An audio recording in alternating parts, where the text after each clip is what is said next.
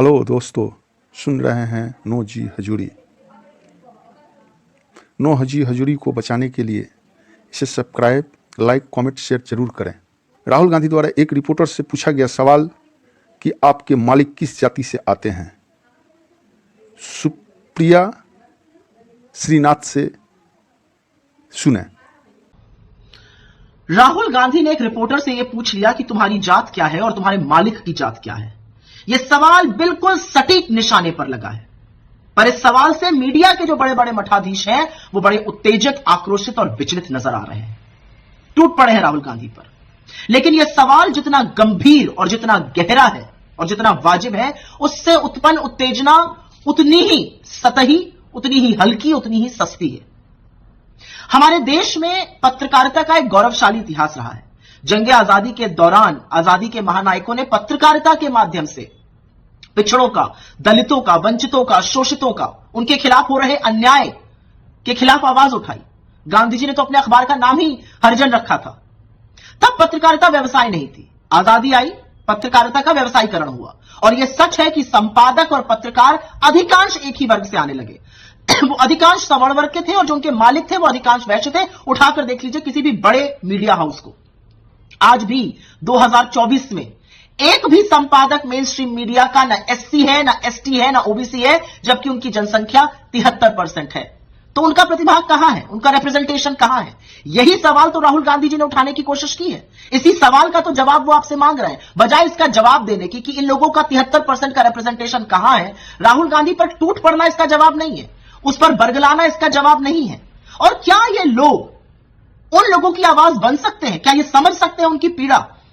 TV studio में बैठ के ज्ञान देना बहुत आसान है, चले जाइए गांव देहात। आज की तारीख में भी एक ब्राह्मण और ठाकुर को बाबा और बाबू कहा जाता है, और कोई दलित पिछड़े वर्ग का आज भी आपके सामने कुर्सी पर बैठने से अचकचाता है, उसके लिए बेंच लगाई जाती है, अलग बर्तन में खाना दिया जाता है। क्या ये उन दलितों की आवाज बन सकते हैं जो दलित बस्ती तक सीमित है? क्या ये उस दर्द को समझ सकते हैं? टीवी स्टूडियो में चकाचौंध में टाई पहनकर आदिवासियों को वन में रहने की हिदायत देने वाले लोग, उनको कोयला चोर घोषित कर देने वाले लोग, ये बनेंगे शोषितों, दलितों, वंचितों, आदिवासियों, अल्पसंख्यकों की आवाज? नहीं बन सकते। लेकिन असलियत यह है, और यह असलियत बयां करनी जरूरी है, कि राहुल गांधी ने जब मुख्य धारा के मीडिया से सवाल पूछा तो उनकी बेचैनी स्वाभाविक है। पिछले 10 साल से मीडिया जो है वो अपना कर्तव्य भूल चुका है, सवाल नहीं पूछता, उनकी जो विश्वसनीयता है वो शून्य पर है। तो राहुल गांधी जी जब धराशायी लोकतंत्र के चौथे स्तंभ के मलबे पर खड़े होकर दहाड़ते हैं कि तुम्हारे इस पूरे मायाजाल में आम जन की आवाज कहां है, तो यह बेचैनी स्वाभाविक है। यह बेचैनी स्वाभाविक है और एक डर भी है। डर इस बात का है कि चाहे वो दलित, शोषित, वंचित, आदिवासी, अल्पसंख्यक, पिछड़े वर्ग के लोग हो जो 73% है, चाहे वो गरीब हो, अभिजात्य वर्ग के, वो इनसे सवाल पूछेंगे कि बेरोजगारी के सवाल कहां है, महंगाई के सवाल कहां है, आर्थिक असमानता के सवाल कहां है, क्यों पर्चे लीक हो रहे हैं, क्यों हमारे बच्चे बेरोजगार घूम रहे हैं। इनको डर है कि अगर उन्होंने अपने मुद्दों पर वैकल्पिक मीडिया को ढूंढ लिया तो इनके प्रचार प्रसार का क्या होगा, इनके कारोबार का क्या होगा। इसीलिए राहुल गांधी जी का जो सवाल है वो सटीक है, क्योंकि सामाजिक चेतना से ही सामाजिक न्याय आएगा, और न्याय तो आकर रहेगा, आप कितने भी आक्रोशित हो जाइए। लेकिन उस झूठे आक्रोश, उस झूठी उत्तेजना, उस टेबल पटकने में एक सवाल का जवाब देते जाइएगा, आपकी टीम में कितने दलित, कितने पिछड़े और कितने आदिवासी हैं। यूपी के कन्नौज में 28 साल के ब्रजेश पाल ने फांसी लगाकर जान दे दी। सुसाइड नोट में लिखा, मैंने अपनी डिग्री जला दी है, ऐसी डिग्री क्या करना, इससे क्या फायदा जो एक नौकरी नहीं दिला सके। इतना बेरोजगारी का आलम हमारे देश में इससे पहले कभी नहीं था। डॉक्टर संग्राम यादव, यूपी में लगातार भर्ती परीक्षाओं के पेपर लीक हो रहे हैं। हाल ही में पुलिस आरओ और एआरओ का पेपर लीक हुआ।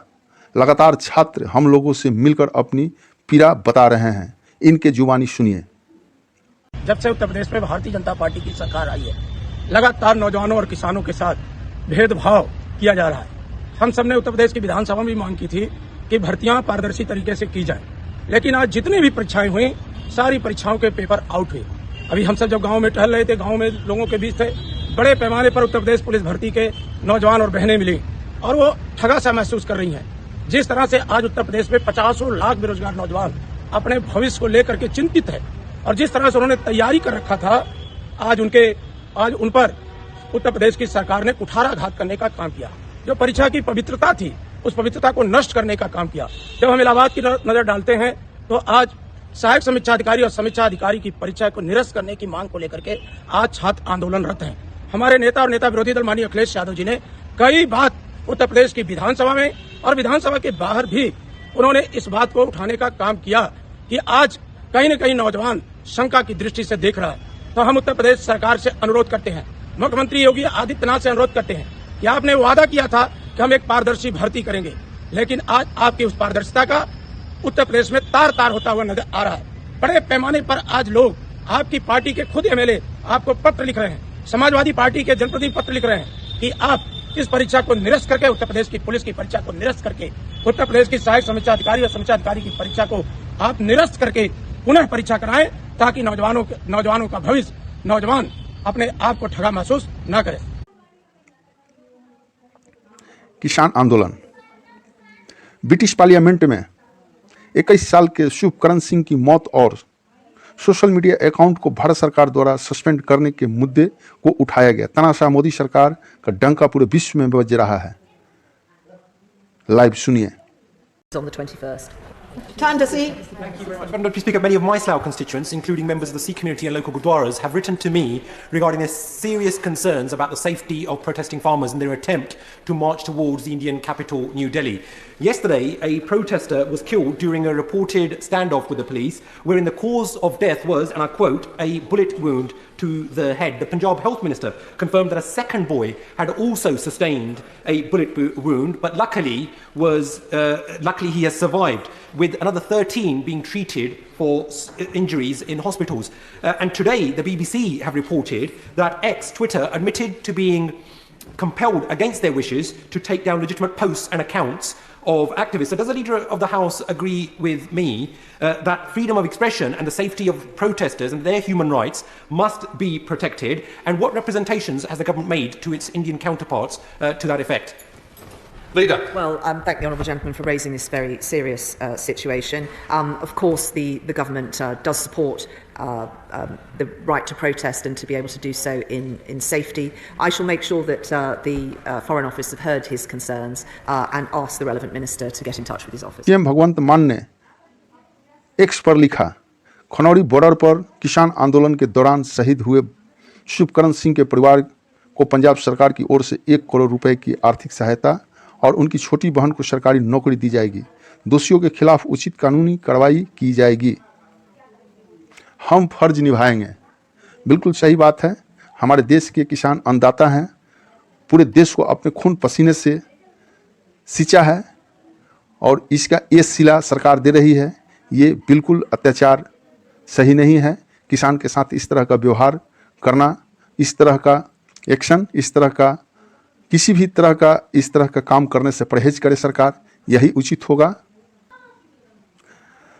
आम आदमी पार्टी की नेता और दिल्ली सरकार में मंत्री आतिशी ने दावा किया है कि दिल्ली के मुख्यमंत्री अरविंद केजरीवाल को धमकी मिली है कि 3-4 दिन में अगर आम आदमी पार्टी ने इंडिया गठबंधन नहीं छोड़ा तो उनको सीबीआई और ईडी गिरफ्तार कर लेगी।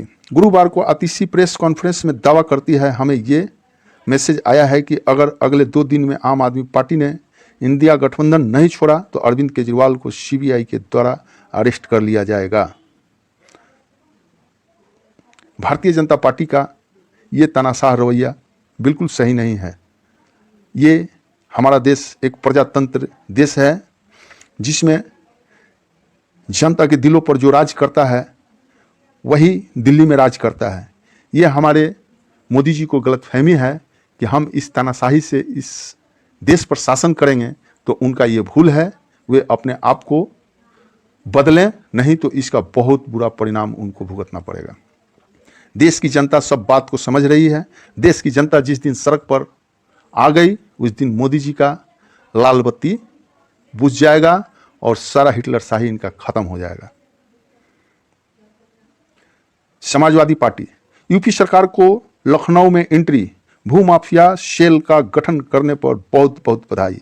अब सरकार ये भी बता दे कि जिन सत्ता संरक्षित भूमि माफियों द्वारा लखनऊ में कई तालाब कब्जा किए गए हैं, उन कब्जा करने वालों पर कार्रवाई कब होगी।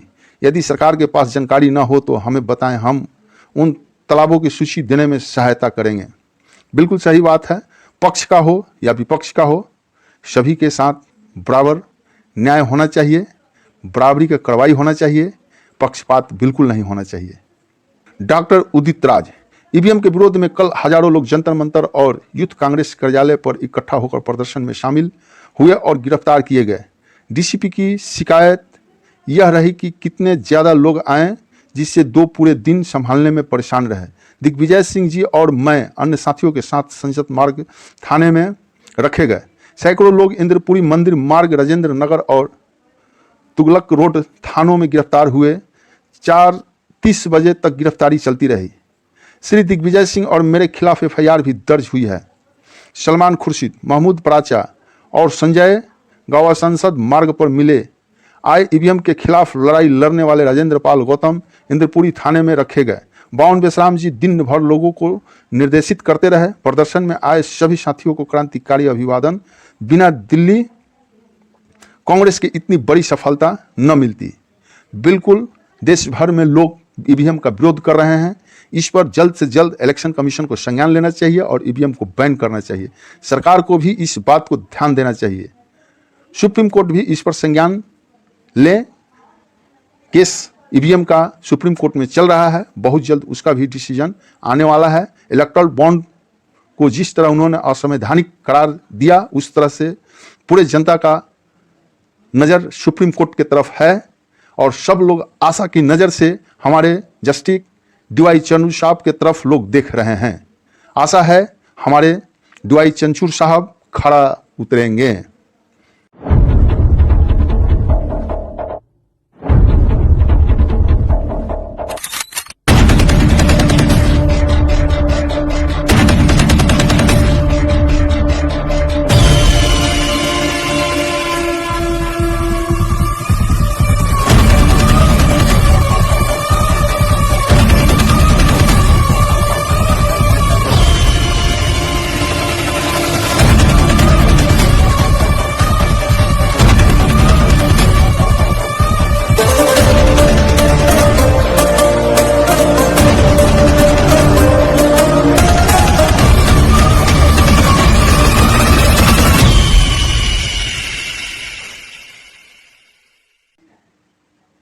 नो जी हजूरी को बचाने के लिए आप लोग कृपया इसे सब्सक्राइब, लाइक, कमेंट, शेयर जरूर करें। धन्यवाद।